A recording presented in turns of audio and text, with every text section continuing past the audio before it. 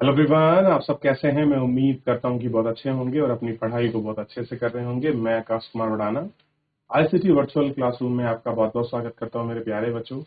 जैसा आपको पता है, बेसिकली हमारी 12th क्लास है और भी हम जो है पॉलिटिकल साइंस का में आपका समकालीन विश्व और भारत की जो अमेरिकी वर्चस्व है उसकी कहानी को पढ़ रहे थे। तो काफी कुछ हम लोग इसमें देख चुके थे, बात कर चुके थे। क्लियर है? तो थोड़ा सा आपको ध्यान रहना चाहिए।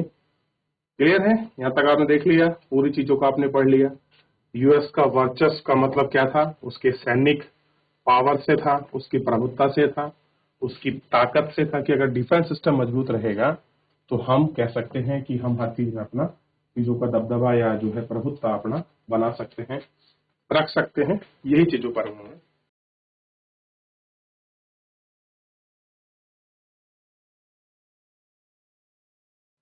चलिए देखिए, इतना हमने देख लिया।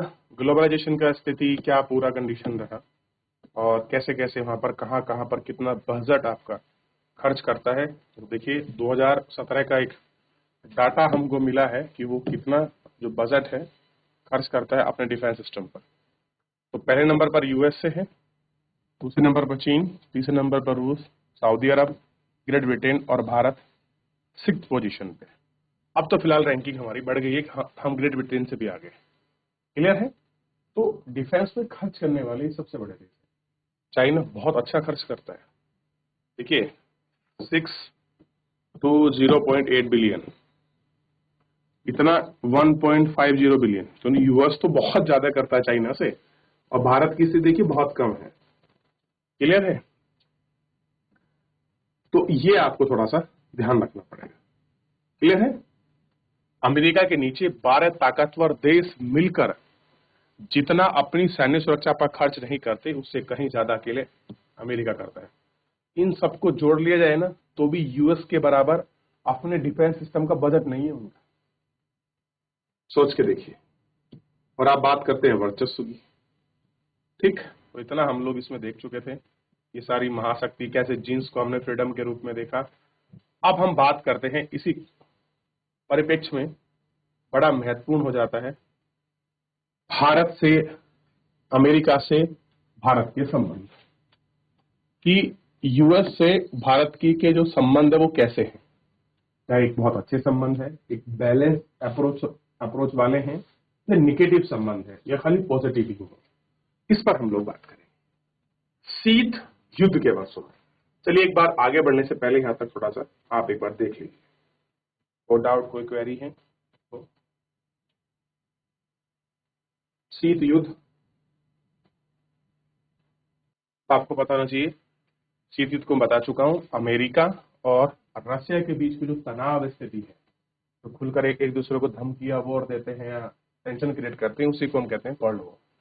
क्लियर है? शीत युद्ध के वर्षों में भारत अमेरिका के गुट के विरुद्ध खड़ा था। कैसा है, जब शीत युद्ध हो रहा था तो भारत की स्थिति क्या थी आपका, उसके विरुद्ध था। इन मामलों में भारत की करीबी दोस्ती सोवियत संघ से थी। इससे थी, यूएसएसआर से भारत की करीबी दोस्ती थी। सोवियत संघ के बिखरने के बाद भारत ने पाया कि लगातार कटुता होने के कारण अंतर्राष्ट्रीय माहौल में एक मित्र विहीन हो गया है। इस अवधि में भारत ने अपनी अर्थव्यवस्था को उदारीकरण करने और उसे वैश्विक अर्थव्यवस्था से जोड़ने के लिए भी फैसला लिया। कहानी क्या हुई, हम यूएसआर के संग थे, हम अमेरिका के साथ नहीं थे। 1991 में जब हम बर्बाद होने वाले थे तो हमने अपने यहाँ कुछ रिफॉर्म किए अपनी अर्थव्यवस्था के लिए, और वो रिफॉर्म थे एलपीजी। तो ये हमने कैपिटलिस्ट पूंजीवाद को देखते हुए किए थे। क्लियर है? ये हमने कैपिटलिस्ट जो आपकी पूंजी है उसी के अनुसार, उसी को देखते हुए हमने किए थे। क्लियर है? इराक युद्ध में इंसानी कीमत शीर्षक में प्रदर्शन 2 फोटोग्राफर दिए गए हैं। प्रदर्शन का आयोजन अमेरिकी फ्रेंड सर्विस कमेटी ने 2004 में डेमोक्रेटिक पार्टी में सालाना बैठक पर किए, और इस तरह अमेरिका सरकार पर सीमा का आवंकन हुआ। कैसा हुआ, इस सीमाओं का अंकन। प्रभावशाली आर्थिक वृद्धि दर के कारण भारत अब अमेरिका समेत कई देशों में आकर्षक आर्थिक सहयोगी बन गया। अब क्या हो गया, एक लुभावन वाला एक इकोनॉमिकल आपके पार्टनर के रूप में उसने काम करना प्रारंभ किया। हमें इस बात को ध्यान रखना चाहिए कि हाल ही के सालों में अमेरिकी भारत संबंध के बीच दो बातें नई उभर के आई। इन बातों का संबंध प्रौद्योगिकी और अमेरिका में बसे भारतीय अनावासी यानी कि NRI, अब भारतीय लोग रह रहे हैं, नॉन रेजिडेंट इंडियन, और एक टेक्नोलॉजी, ये दो चीजें हैं। दरअसल ये दोनों बातें आपस में जुड़ी हुई हैं और निम्नलिखित तथ्य हैं। सॉफ्टवेयर के क्षेत्र में भारत का निर्यात 65% अमेरिका है। जो हम सॉफ्टवेयर लेते और बेचते हैं ना, इसका केवल 65% मार्केट अकेला यूएस है। बोगोई के 35% तकनीकी कर्मचारी भारतीय मूल के हैं। 3 लाख भारतीय सिलिकॉन वैली में काम करते हैं। उच्च प्रौद्योगिकी क्षेत्र में 15% कंपनी की शुरुआत अमेरिका में बसे भारतीयों में। जितनी भी हाई टेक्नोलॉजी है, कितना है वहां 15% लोग हैं। सिलिकॉन वैली में 3% लोग रहते हैं। बगोई में 35% है और 65% हमारी का अमेरिका का है। तो सोच के देखिए हम कितने बड़े रूप में हमारी डिपेंडेंसी यूएस पर है, हमारे लोगों की। अगर हम यूएस से अपने संबंध को खराब करेंगे तो हम कहां जाएंगे? क्लियर है? लेकिन सब कुछ ऐसा नहीं है। अब देखिए, यह अमेरिका के विश्वव्यापी वर्चस्व का दौर है। बाकी देशों की तरह भारत को भी फैसला करना पड़ा कि अमेरिका के साथ किस तरह से संबंध रखना चाहता है। अब ये हमें क्लियर करना पड़ेगा कि भाई हमारे संबंध कैसे होने चाहिए। यह तर्क पाना कोई आसान काम नहीं है, ये कोई करना की आसान काम नहीं। भारत में 3 संभावित रणनीतियों पर बहस चल रही है। 3 ऐसे डिस्कस पॉइंट है जिनके साथ हम आपका कंटिन्यू आपका डिबेट कर रहे हैं। क्लियर है? भारत के विद्वान जो अंतर्राष्ट्रीय राजनीति को सैन्य शक्ति के संदर्भ में देखते समझते हैं, वे भारत और अमेरिका की बढ़ती हुई नजदीक से भयभीत हैं। कह रहे जिस तरीके से जो लोग डिफेंस को जानते हैं, वर्ल्ड पॉलिटिक्स को जानते हैं, जो विद्वान है वो कह रहे हैं कि भारत और अमेरिका की जो नजदीकी बढ़ रही है वो भयभीत है, डरे हुए हैं। ऐसा विद्वान चाहेंगे कि भारत वाशिंगटन से अपना अलगाव बनाए रखे। अलगाव मतलब कोई मतलब नहीं, अपना ध्यान राष्ट्रीय शक्ति को बढ़ाने पर लगाए। मेन क्या है कि हमको खुद डेवलप होना है, हमको खुद पावरफुल बनना है। कुछ विद्वान मानते हैं कि भारत और अमेरिका के हितों का हेल मेल लगातार बढ़ता रहा। भारत के लिए ऐतिहासिक अवसर है कि ये विद्वान ऐसी रणनीति अपनाकर तारीफदारी करते हैं कि भारत अमेरिका वर्चस्व का फायदा उठा सके। भारत क्या कर सके, अमेरिका का जो वर्चस्व है उसका फायदा उठा सके। ऐसी कुछ कहानी बनाते हैं, कुछ उसकी तारीफ करते हैं, या कुछ चीजें ऐसी करते हैं कि अमेरिका क्या हो, हम उसका प्रॉफिट गेन कर सकें। हो सके हम जो पॉलिसी हम चाह रहे हो हम उसकी तारीफ करके वो बनवा दें, जैसे H1B वीजा के लेकर बहुत बाप का ड्रामा है। क्लियर है? ये आपसी हितों के मेलझोल हो या भारत के लिए अपने सबसे बढ़िया विकल्प ढूंढते हैं। मेन क्या है कि भाई हम इस तरह की राजनीति करें, इस तरह की चीजें रखें कि हमारे पास एक अच्छे विकल्प क्या हो, आपके डेवलप हो। इन विद्वानों की राय है कि अमेरिका के विरोध की रणनीति व्यर्थ साबित होगी। अगर हम लोग अमेरिका का विरोध करेंगे तो इससे हमको व्यर्थ है, हमें कुछ नहीं मिलेगा और आगे चल के भारत को नुकसान होगा। यानी कि हम अमेरिका का विरोध नहीं, तारीफ करेंगे तो हम दिक्कत हो सकती है क्योंकि और देश हमसे खिलाफ हो जाए जो विचारधारा नहीं। कुछ विद्वानों की राय है कि भारत अपनी अगुवाई में विकासशील देशों का गठबंधन बनाया है। भारत ने क्या किया, अपनी अगुवाई का मतलब लीडरशिप करते बात कहा है कि भैया जो हम लोग विकसित हैं या जो विकासशील हैं, मेनली क्या है, जो हम लोग विकासशील हैं, अंडर डेवलपिंग कंट्री है, हम लोग क्या करते हैं, मिलके एक अपना ग्रुप बनाते हैं जहां हम लोग सब आपस में बैठ सकते हैं। कुछ सालों में यह संगठन ज्यादा ताकतवर हो जाएगा और धीरे धीरे ये पावरफुल हो जाएगा। अमेरिकी वर्सेस के प्रतिकार के सक्षम होगा और अमेरिका के खिलाफ खड़े होने में ही सक्षम होगा। कौन? डेवलपिंग कंट्री का समूह।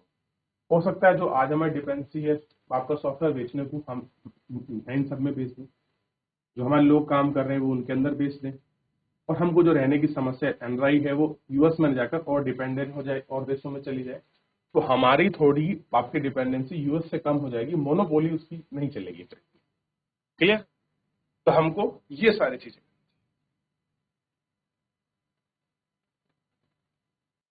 आगे बढ़े, आगे देखते हैं। शायद भारत और अमेरिका के बीच संबंध इतने जटिल हैं कि एक रणनीति पर निर्भर नहीं रह सकते। अमेरिका का निर्वाह करने के लिए भारत विदेशी नीति की रणनीति का एक समुचित मेल तैयार करता है। क्या करना है कि भाई हमको मिलजुल कर एक मेल मिलाप के साथ आपका रहना है, ठीक है, और इस चीजों को थोड़ा सा देखना है। देख लिया किस तरह से हम डिपेंडेंट, याद रहेगा। तो हमको कैसे रहना है, हमको ध्यान देखना है, हमको उसका विरोध नहीं करना है। तो पहला पॉइंट आपको ध्यान रखना है कि हम पे अंतर्राष्ट्रीय भारत की भयभीत कर रहे हैं और हमको उसकी तारीफ करनी है ताकि हम उसके वर्चस्व का फायदा उठा सकें, और हम उसका विरोध नहीं करेंगे, ठीक है, और हम एक ताकतवर संगठन बताएंगे जो उसके सामने खड़ा होगा।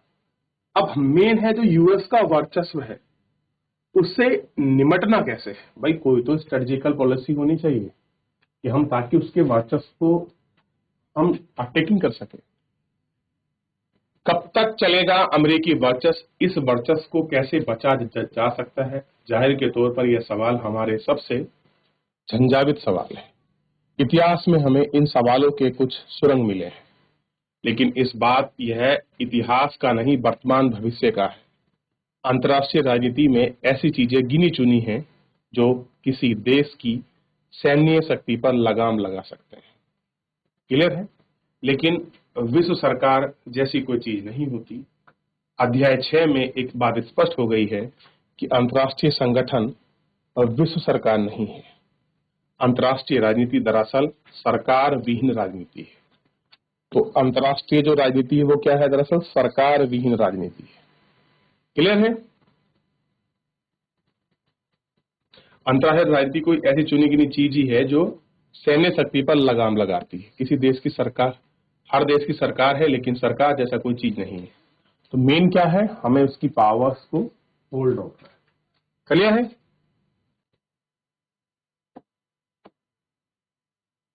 कुछ कायदे कानून जरूरी हैं जो युद्ध के अंकुश रखते हैं, लेकिन कायदे कानून युद्ध को रोक नहीं सकते। और फिर शायद कोई देश होगा जो अपनी सुरक्षा को अंतर्राष्ट्रीय कानून का हवाला कर दे। और क्या ये बातें समझा जा सकता है कि वर्चस्व का छुटकारा ना हो? ठीक है, ये हमको ध्यान रखना। तो थोड़ा सा आपको वर्चस्व का जो दौर है इसमें आपको क्लियर होगा। तो कैसे हम निपटाएंगे, क्या हमारे पास स्ट्रेटजी होगी, देख लिया। तो यही हमको ध्यान रखना, देख लिया। फिलहाल हमें इस बात को मान लेना चाहिए कि कोई भी देश अमेरिकी सैन्य के का मौजूदा नहीं है। भारत, चीन, रूस जैसे बड़े देश अमेरिकी वर्चस्व को चुन पाते हैं, संभव है, लेकिन इन देशों के बीच आपसी मतभेद है और अमेरिका के विरुद्ध कोई भी संगठन नहीं हो सकता। कुछ लोगों का तर्क है कि राजनीतिक अवसरों के लाभ उठाने की रणनीति ज्यादा संगत है। उदाहरण के लिए आर्थिक समृद्धि दर को ऊंचा करने के लिए व्यापार को बढ़ावा और प्रौद्योगिकी का हस्तांतरण और निवेश जरूरी है। कैसा है, जो प्रौद्योगिकी है उसका हस्तांतरण और निवेश जरूरी है। अमेरिका के साथ मिलकर काम करने से यह रणनीति आसान होगी, न कि उसके विरोध। ऐसे सुझाव दिए जाते हैं सबसे पहले ताकतवर देश के विरोध की बजाय उसके स्वतंत्र वर्चस्व में रहते हैं और अवसर का फायदा उन्हीं उचित रणनीति है। उसे बैंडवैगन अवस्था जैसे बियर पीट जैसी चीजों की रणनीति है। इन सब चीजों को हम लोग आपका देखते हैं।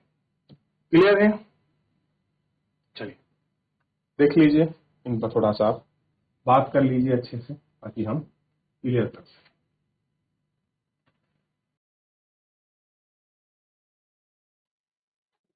पीछे देखा आपने? चलिए अब देखिए, अपने देश के सामने एक विकल्प है कि वे खुद को छुपा ले, इसका अर्थ है दबदबे वाले देश से यथावत दूर रहना चाहिए।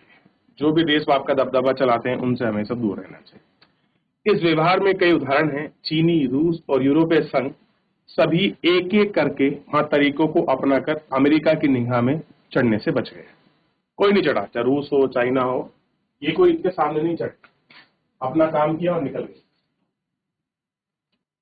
इस तरह अमेरिका के किसी बेवजह बेपनाह विरोध की चपेट में आने से पहले देश को बचाया। बहरहाल बड़े या मंझले दर्जे के ताकतवर देशों के लिए यह रणनीति ज्यादा दिनों तक काम नहीं आने वाली थी। अब जिस तरह से करा हुआ कि ऐसा नहीं कि हमेशा बची जाएंगे। छोटे देशों के लिए संगत और आकर्षक रणनीति हो सकती है। ये छोटा देश है, उसका कोई मतलब ना कि चलो बात करा ठीक है, नहीं भी करा ठीक है, क्या है इसमें। लेकिन कल्पना कीजिए चीन, भारत और रूस जैसे बड़े देश अथवा यूरोपियन यूनियन संघ जैसे विशाल जमावड़ा बहुत दिनों तक अमेरिकी निगाह से चढ़ने से बचा कर रख सकते हैं क्या? कब तक नहीं चढ़ोगे भाई अमेरिका की नजर में? कभी तो आना ही पड़ेगा। तो है उसका दम, कैसा है? अभी दम है उसका। तो एक दिन बच के 10-5 साल हो सकता है कोई एक बाप का प्रेसिडेंट आए, आप उसकी नजर में ना चढ़ो, कोई दूसरा है तो वो चढ़ा देगा आपको नजर में। कुछ लोग मानते हैं कि अमेरिकी वर्चस्व का प्रतिकार कोई देश अथवा देश समूह नहीं कर पाएगा, कोई उसका सामना नहीं कर पाएगा, चाहे वो समूह क्यों ना हो, क्योंकि आज भी सभी देश ताकत के आगे बेबस है, अमेरिका की ताकत के आगे। ये लोग मानते हैं कि राज्यत्व संस्थाएं अमेरिकी वर्चस्व का प्रतिकार है। अमेरिकी वर्चस्व को आर्थिक और संस्कृति धरातल पर चुनौती मिलेगी। यही है जहां टक्कर दे सकते हैं। चुनौतियां स्वयंसेवी संगठन, सामाजिक आंदोलन, जनमत की आपसी मेल की प्रस्तुत करेंगी। मीडिया का तबका, बुद्धिजीवी, कलाकार और लेखक आदि अमेरिकी वर्चस्व का प्रतिरोध को आगे आएंगे।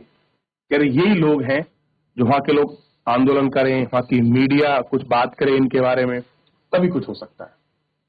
ये ज्यादातर संस्थाएं विश्वव्यापी नेटवर्क बना सकती हैं और जिसकी अमेरिकी नागरिक शामिल होंगे। अगर वहां के लोग शामिल हैं तो साथ ही मिलकर अमेरिकी नीति की आलोचना और प्रतिरोध किया जा सकता है। लोग खड़े हो, आंदोलन करें, यानी कि वहां के देश के लोग अगर आंदोलन करें, वो संरचना रचें, तो हम कह सकते हैं भाई कुछ हमारे पास वैलिड पॉइंट है, हम कुछ कर सकते। क्लियर है? ये हमको देखना। आप जुल्म सुना होगा, जुमला सुना होगा, क्षमा चाहूंगा, जुमला सुना होगा कि विश्वग्राम में रहते हो, विश्वग्राम के चौधरी हैं और हम सभी उसके पड़ोसी हैं। यदि चौधरी साहब बर्ताव असहनीय हो जाए तो विश्वग्राम से चले जाना विकल्प हमारे पास मौजूद नहीं है, क्योंकि एकमात्र गांव है जिसे हम जानते हैं और रहने के लिए हमारे पास यही गांव है। तो इसमें प्रतिरोध एकमात्र विकल्प बचता है।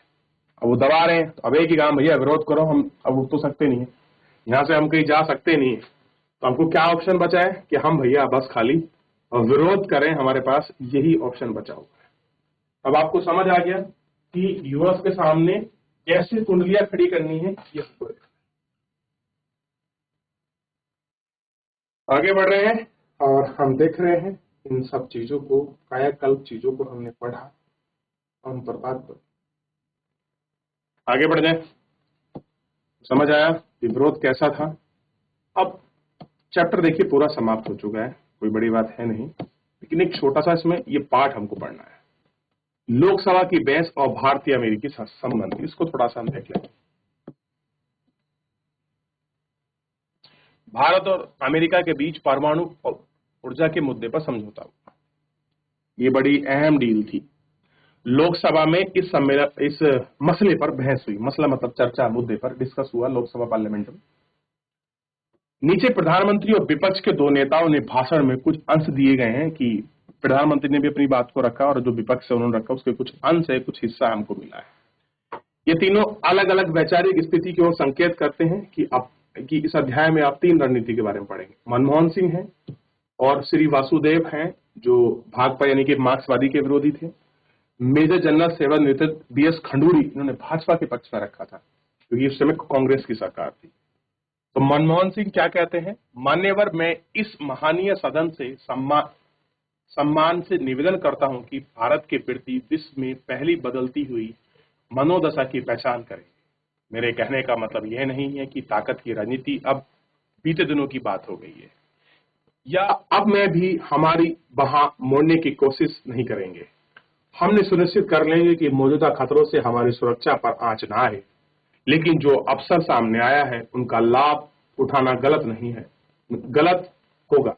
मेरा दृढ़ संकल्प है कि मैं सभी शक्तिशाली देशों से अच्छे संबंध बनाए रखना भारत के हित में है। मैं निसंकोच कहता हूं कि हम संयुक्त राज्य अमेरिका से अच्छे संबंध बढ़ना चाहते हैं। ये बात कौन कह रहे हैं?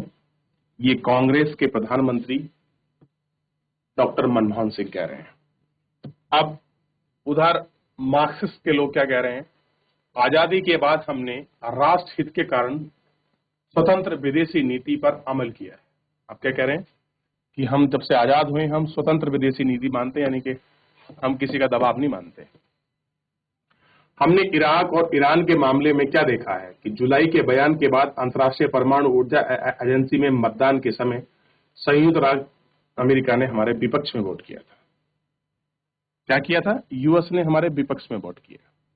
अमेरिकी और P5 द्वारा प्रस्ताव में समर्थन पाया और उम्मीद नहीं की जा सकती थी कि पाकिस्तान के रास्ते इराक से गैस लाइन लाना चाहता था, और जिसकी हमें जरूरत है। फिर भी इराक के संबंध में अमेरिका पक्ष का साथ दिया। इराक ने किसने दिया? ईरान ने अमेरिका के पक्ष का साथ दिया। हम देखते हैं कि हमारी स्वतंत्र विदेशी नीति का दुष्प्रभाव पड़ रहा है। हम जो स्वतंत्र है उसका हमारा प्रभाव पड़ रहा है। नहीं, मजा नहीं आ रहा। अब इसी पर मेजर जनरल खडूरी उत्तराखंड के भी सीएम रहे हैं। ये कुछ कह रहे हैं, सेवानिवृत्त थे और भाजपा के नेता थे। हमें पसंद हो या ना हो, हमें इस तथ्य का ध्यान रखना होगा कि अमेरिका एक ध्रुवीय विश्व की एकमात्र महाशक्ति है, लेकिन साथ ही हमें यह भी याद रखना चाहिए कि भारत भी एक विश्व शक्ति और महाशक्ति के रूप में तेजी से उभर रहा है। इसलिए हमारा मानना है कि अंतर्राष्ट्रीय परिदृश्य में संयुक्त राज्य अमेरिका के साथ हमारे संबंध अच्छे होने चाहिए, लेकिन सुरक्षा कीमतों पर नहीं। अच्छे करो, लेकिन हम अपनी सुरक्षा के साथ कोई हम लोग आपका कंप्रोमाइज जो है आपका नहीं करेंगे। क्लियर है? तो हम लोग किसकी बात कर रहे थे? ये विचार थे कि हम कोई भी कंप्रोमाइज किसी प्रकार का नहीं करें।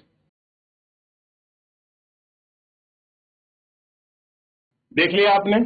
तो इस तरीके से बताया सबने अपने अपने बात रखी। देखिए, यूएस भारत के लिए अच्छा स्ट्रेटेजिक पार्टनर है तो हो भी सकता है, बस वो कंडीशन अप्लाई ना करे।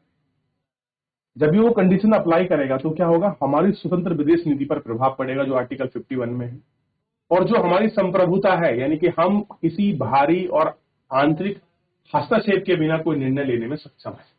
तो ये दो चीजें शायद आपकी प्रभावित होंगी, और ये शायद एक अच्छी बात ना हो हमारे देश और संविधान। हो सकता है कोई नेता आपस में मिलकर अपने लोक लुभावन नीतियों के लिए काम करे।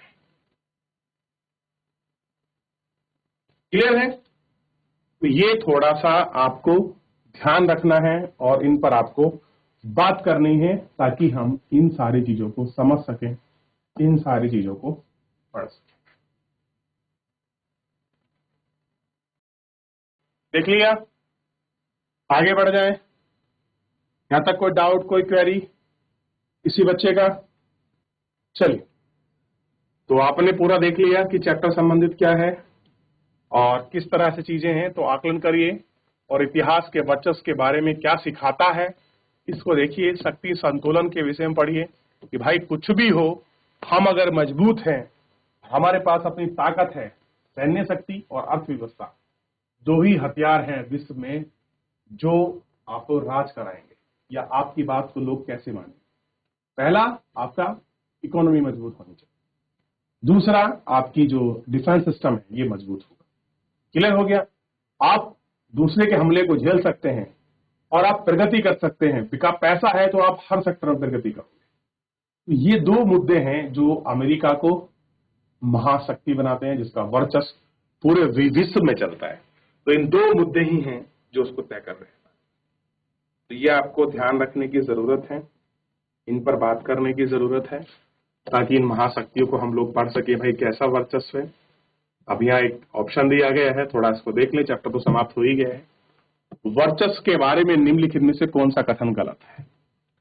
इसका अर्थ है कि किसी देश के साथ अगुवाई या प्रबल इस शब्द का इस्तेमाल प्राचीन यूनान के एथनिक प्रधानता के लिए चिन्हित किया गया था।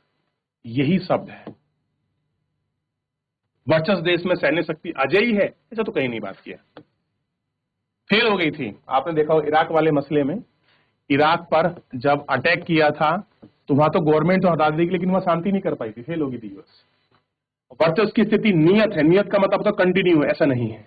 वर्चस्व एक बार कायम होने के लिए हमेशा वर्चस्व कायम रहेगा, ऐसा भी कहीं नहीं है। लेकिन सबसे बेस्ट आंसर यही है कि इस शब्द का इस्तेमाल प्राचीन यूनान के जो एथनिक लोग थे वो करते थे, वहां से निकला है वर्चस्व। इसका वर्चस्व है कि बोलते ना भाई कुछ भी कहो, पढ़ने में तो उसका वर्चस्व चलता है, यानी जो वो पढ़ा ले बस वही है, जो पढ़ा ले वही पेपर में आता है, तो वही क्या है, उसका वर्चस्व है। तो हमको ध्यान रखना है।